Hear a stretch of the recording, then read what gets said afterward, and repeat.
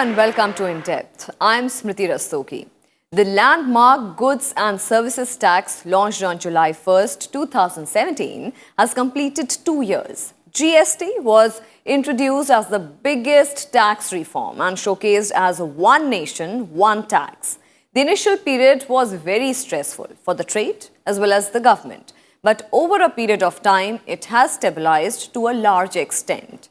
On April 1st, 2018, the Finance Ministry introduced changes in the e-way bill system, including auto-calculation of distance based on PIN codes for generation of e-way bill and blocking generation of multiple bills on one invoice to crack down on GST evaders. GST, which subsumed 17 local taxes, was rolled out on 1st July 2017. The GST currently has 4 slabs: 5, 12, 18 and 28%. On top of the 28% slab, a cess is levied on automobiles, luxury, demerit and sin goods. Former Finance Minister Arun Jaitley on Monday said that 12 and 18% tax slabs in goods and services tax could be merged going forward as revenues increase, thereby effectively making it a 2-tier tax. In today's In Depth, we are discussing the GST tax regime, its journey over a period of 2 years and the road ahead for the GST.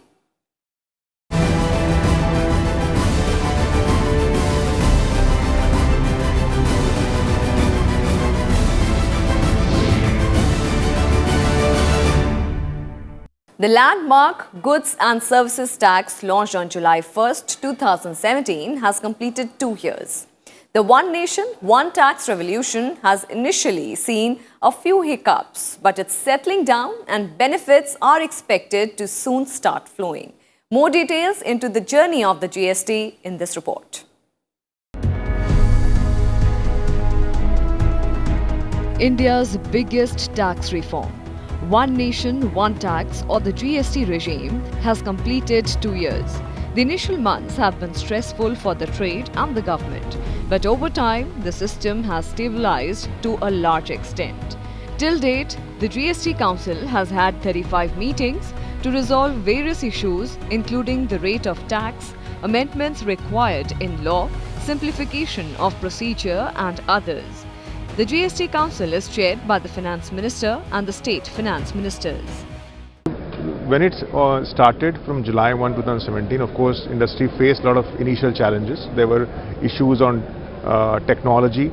They were not able to comply. There was initial understanding gap, and there were a lot of issues in the legislation per se. Right? There were multiple rates as well. Over a period of time, GST Council has done a very, I would say, fantastic job in 30-odd meetings that they have had. They have rationalized the taxes further. They have simplified the taxes. They have simplified the compliances. Now, if you see from an industry perspective, you are collecting more than 1 lakh crore per month consistently.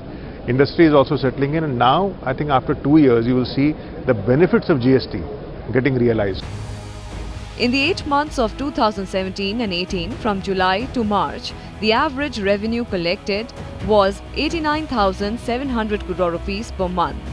In 2018-19, the monthly average has increased by about 10% to 97,100 crore rupees. According to the former Finance Minister Arun Jaitley, except on luxury and sin goods, the 28% slab has almost been phased out, while the 0 and 5% slabs will remain always. There is a possibility that 12% and 18% slab might be merged into a single slab of 15 to 16%. So with this simplification, it will be much easier for the businesses to understand, and much simpler and in line with what is happening globally. As the revenue increases further, it will give an opportunity to policymakers to possibly merge the 12% and 18%, thus effectively making the GST a 2-rate tax. However, tax rates reduced by the GST Council over the last 2 years have caused a revenue loss of over 90,000 crore rupees. Around 228 items in the ambit of 28%. That was huge, and people were finding it very difficult to pay 28% on 228 items.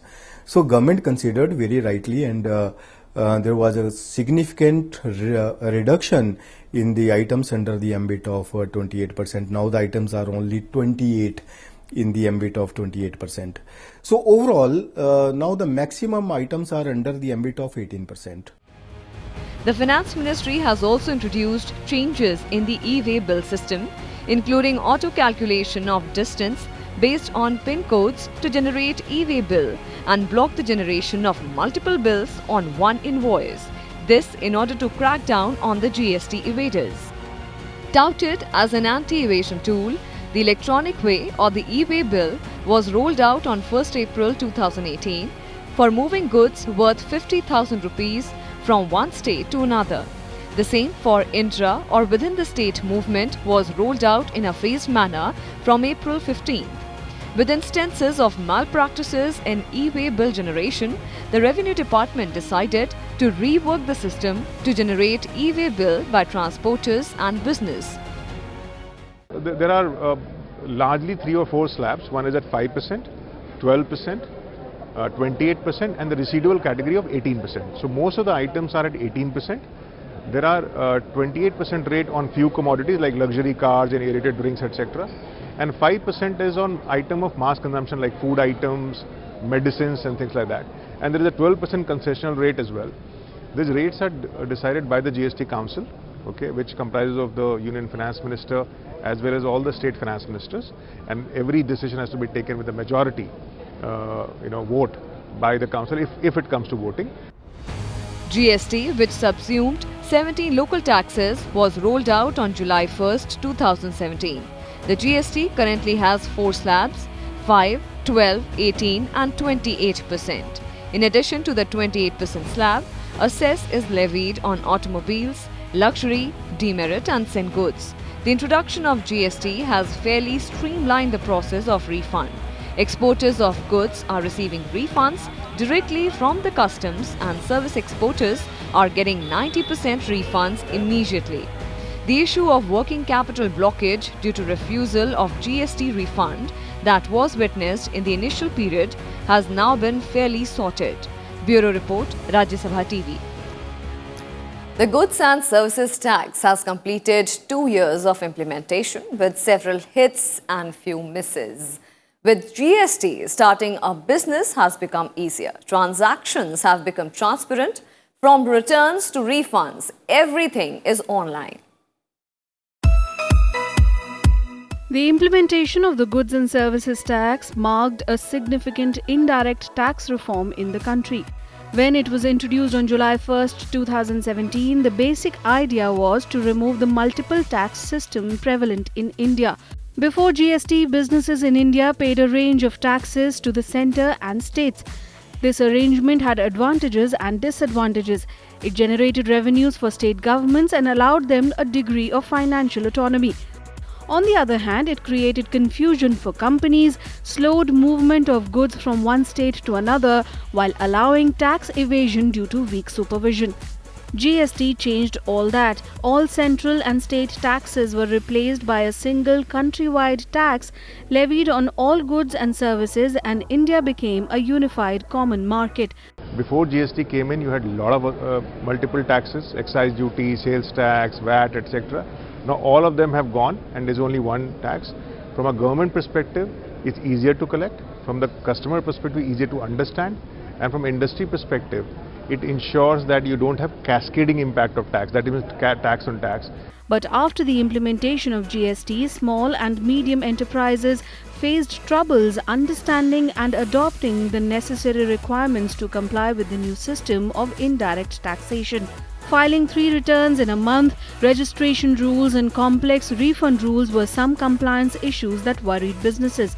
But with time, the government addressed various issues proactively. Earlier there were some complications to understand the tax rates and tax slabs because businesses were also new to the GST. So, but after the government efforts and so many reforms and so many discussions and so many meetings of the GST Council, the GST process has become so simpler that now every citizen is able to understand the GST regime. A single authority for sanctioning and processing GST refunds has been proposed as the Finance Ministry looks to speed up and simplify the process for exporters. Under the proposed single authority mechanism, once a refund claim is filed with a tax officer, whether centre or state, the officer will check, assess and sanction full tax refund, both central and state GST portion, thereby removing difficulties faced by the taxpayers. See, earlier when we started with 3 returns every month. So one on sales, other on purchase, and third on which was a summary return. Now over a period of time it was found that it is very complicated. So government right now, there are only 2 returns which required to be filed. One is a sales return and other is a summary return. Very soon they are going to start a process wherein there is only 1 return which will be required to be filed per month by larger businesses. By smaller businesses anyway it is once in a quarter, which will be a much simpler way of taxation. India is not the only country with problems in GST compliance. Many countries that follow a single tax system have had their share of problems. Comparatively, India has been able to overcome difficulties at a rapid pace. Before GST, long queues of trucks and containers could be seen at every state border. Checkposts at borders had become centers of corruption. There was no strict system to check tax evasion.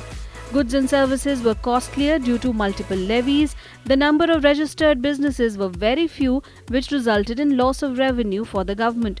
With time, the GST taxpayer count is increasing. GST has grown from 38.5 lakh taxpayers as on July 2017 to 1.22 crore registrations up to June 2019. According to the Central Board of Direct Taxes, more people are filing income tax returns after the implementation of GST. The introduction of GST has led to digitization, making adoption of technology necessary for all and thus increasing transparency. The government says GST has significantly helped in curbing corruption. Besides, the e-way bill ensured easy movement across the state borders, helping in increasing productivity. Bureau Report, Rajya Sabha TV. And with that, we'll slip into a very quick break. Stay with us.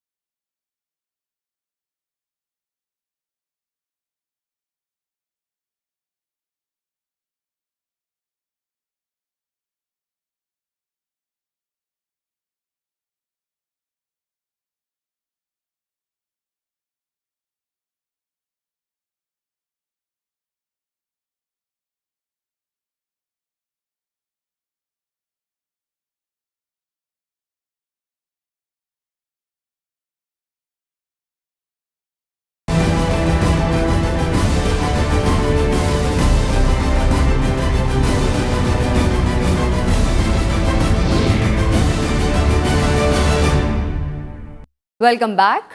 Goods and Services Tax Law became one of the most discussed issues in the country after it was implemented. While several parties supported it, some expressed reservations against it. But despite the apprehensions, the bill was passed. In this report, let's understand the provisions made in the GST law for its implementation.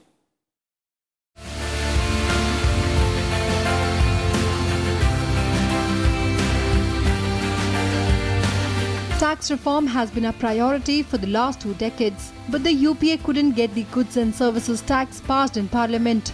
It was only after Modi-led NDA government came to power that it managed to pass the long-delayed Constitution 122nd Amendment Bill 2014 on the GST in 2016. This marked the much-awaited rollout of the landmark tax reform. Parliament passed 4 bills to implement GST. They included the Central GST Bill 2017, the Integrated GST Bill 2017, the GST Compensation to States Bill 2017, and the Union Territory GST Bill 2017. These bills that were first passed by the Lok Sabha got the Rajya Sabha's nod, with the government successfully stitching together a political consensus. खास लक्ष्य तो यही था कि सारे हिंदुस्तान में हर एक चीज़ पे एक ही टैक्स हो। पहले क्योंकि हर एक प्रांत का सेल्स टैक्स हुआ करता था, तो हम यहाँ दिल्ली में कुछ इतने पैसे देते थे टैक्स के, और आप हरियाणा में जाओ तो दूसरी रेट थी, इस तरफ यूपी जाओ तो तीसरी रेट थी, तो उस तरफ मध्य प्रदेश जाओ तो चौथी रेट थी। तो उससे कुछ हेरा फेरी का भी स्कोप रहता था, मगर फिर भी इनएफिशिएंसी आती थी। The GST Constitutional 101st Amendment Act 2016 contains provisions that are necessary to implement the GST regime. The Act replaces all indirect taxes levied on goods and services by the central and the state governments. It is aimed at being comprehensive for most goods and services. Before this amendment, the power to levy tax was split between the centre and the states. The Amendment Act contains 20 amendments. To make the effort more comprehensive, the law also created a GST Council that comprises the Union Finance Minister and representatives from each state government. In acting as a nodal agency of sorts, the Council can recommend many things. For example, the list of taxes that will be subsumed by the GST, the goods and services that will be exempt from levy of tax, the rates at which tax shall be levied, and so forth. I think we made great progress in our indirect taxes regime in the country. We now have a one uniform rate across the country. There is no variation between the states. Secondly, we have, instead of having varying rates of interest, varying rates of taxation, now we have 4 slabs. All items have been clubbed and put under 4. Either you are 5%, 12%, 18 or 27, though we do have some items at 3% and 0% as well. But this is relatively simplified compared to what we had earlier. Special rules were made for the supply of goods and services. Under this, basically a tax can either be origin-based or destination-based. Origin-based tax or production tax is levied where goods and services are produced. Destination-based tax or consumption tax are levied where goods and services are consumed. Several states raised objections to the implementation of GST, forcing the centre to agree to a formula for compensating them in case of a loss of revenue. The 14th Finance Commission advised the centre to provide 100% compensation to the states for their revenue loss after implementation of GST for the first 3 years. To have a tax system which was uniform throughout the country. We would not know if I bought something, I did not know actually how much I'm paying in tax. Now I know, because all taxes are collected on the bill. There is no separate excise duty which was included in the price. In the old days, the excise duty would be included in the price, and the shopkeeper will add the sales tax. Now, the excise duty is no longer included in the price. It is part of the GST system. So there's much greater transparency and clarity on how much you're actually paying. Under the GST system, even taxpayers can be rated on the GST compliance rating. This will be irrespective of nature, size or turnover of the business. This rating score is updated at fixed intervals to be made public. Bureau Report, Rajya Sabha TV. In its phase 2, GST continues to evolve as the decisions of each GST Council meetings try to ease the process of filing taxes. Recently held GST Council meeting witnessed several key decisions, such as date for filing annual GST returns got extended by 2 months to August 30th. Here's a detailed report on what to expect as the GST enters its 3rd year. On the threshold of its third year, the goods and services tax regime is all set to see an overall revamp of provisions, procedures and practices that are expected to make it taxpayer-friendly and help ease of doing business. This phase may take up many unfinished agenda, reforms, simplification of compliance procedures, rationalization of tax rates, increasing scope and coverage of the levy and synchronization of data across statuses. On 19th March this year, the GST Council brought down the rate for the residential segment of the realty sector with the condition that input tax credit won't be available. This could pave the way for the Council to consider rationalization of the principal input for the construction business, that is cement, which is taxed at 28%. A reduction in rate of cement would help negate the impact of higher property prices through denial of tax credit. We do hope that in the next year, you will see further simplification of the GST tax structure. You will see many items reducing or getting away from 28% and could be liable at 18%.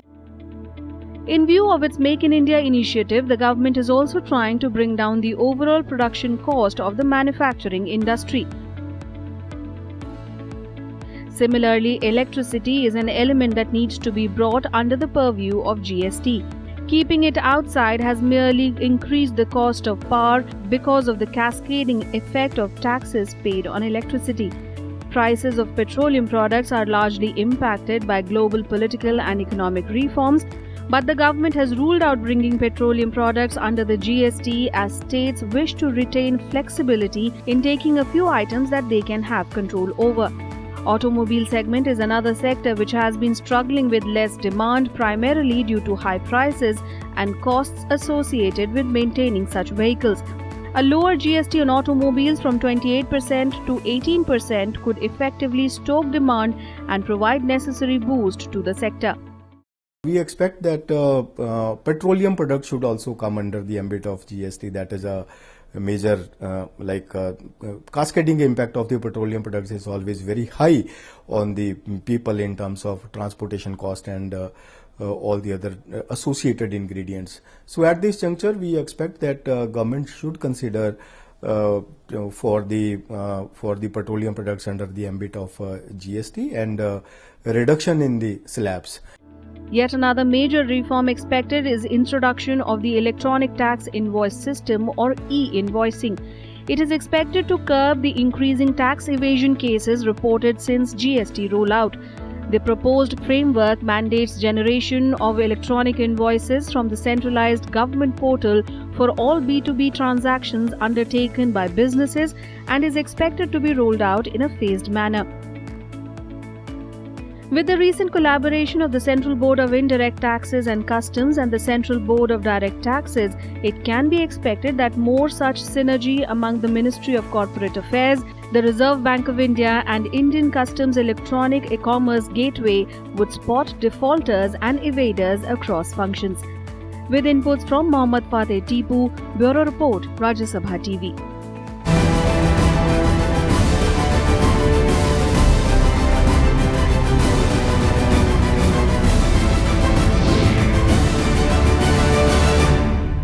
And with that, it's a wrap on this edition of In Depth. We will be back same time tomorrow with a focus on some other subject. You can also watch our program online on YouTube and Twitter. And don't forget to send your feedback and suggestions about our program. Thank you for watching.